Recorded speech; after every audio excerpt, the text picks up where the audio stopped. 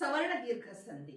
ಸವರ್ಣ ಸ್ವರಗಳು ಒಂದರ ಮುಂದೆ ಒಂದು ಬರಲು ಅವೆರಡರ ಸ್ಥಾನದಲ್ಲಿ ಅದೇ ಜಾತಿಯ ದೀರ್ಘ ಸ್ವರವು ಆದೇಶವಾಗಿ ಬರುವುದಕ್ಕೆ ಸವರ್ಣ ದೀರ್ಘ ಸಂಧಿ ಎಂದು ಕರೆಯುತ್ತೇವೆ. ಸವರ್ಣ ದೀರ್ಘ ಸಂಧಿಯ ಉದಾಹರಣೆಗಳು: